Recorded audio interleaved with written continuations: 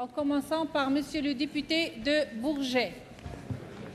Madame la Présidente, en 1784, en réponse à la question « Qu'est-ce que les Lumières ?», le philosophe allemand Emmanuel Kant a dit, et il avait raison, je le cite, « La paresse et la lâcheté sont les causes qui expliquent qu'un si grand nombre d'hommes, alors que la nature les a affranchis depuis longtemps de toute direction étrangère, restent cependant volontiers leur vie durant mineurs, et qu'il soit si facile à d'autres de se poser comme leur tuteur. » Fin de citation. Il y a de cela une cinquantaine d'années, un cri tonna en Afrique, un cri de délivrance, d'affranchissement, d'émancipation, de libération, un cri de souveraineté fulgurant, déchirant les nuages, mélopée et apocalyptique. Son chant se fit un orage. instant, Monsieur le député de Bourget, s'il vous plaît, il y a trop de bruit. J'invite les députés qui doivent vaquer à d'autres occupations de le faire maintenant et dans l'ordre, s'il vous plaît, et sans bruit.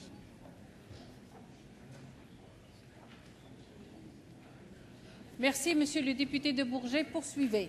Son chant se fit orage, clamant la liberté contre la soumission, l'indocilité contre l'esclavage, le collier, le joug ou la tutelle, déclinant la paresse et la lâcheté pour balayer, viril, l'humiliation des pays conquis.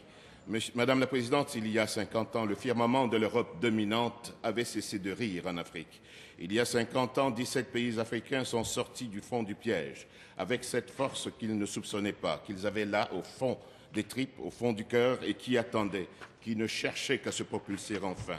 Ils se sont réveillés un matin, sortant soudain de la torpeur, de la léthargie, de la paralysie, de l'inconfort, pour aller vers la liberté, l'émancipation, avec cette envie nouvelle d'exister, de crier, de parler, avec cette envie de revoler de leurs propres ailes, avec cette envie de voguer de leurs propres voiles. Leurs complexes d'infériorité en ruine furent cernés, marmités, saignés, azimutés, pas pour qu'éclate en paroles irisées des ténèbres la fierté crue de ces peuples.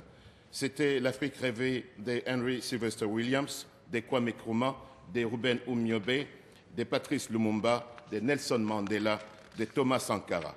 Leurs enfants sauront-ils préserver la saveur de l'honneur hérité? Madame la Présidente, il y a de cela 50 ans, ces 17 pays ont émis ce cri de liberté. Aujourd'hui, c'est par milliers que les Québécoises et les Québécois originaires de ceux-là ont fait le choix de vivre au Québec.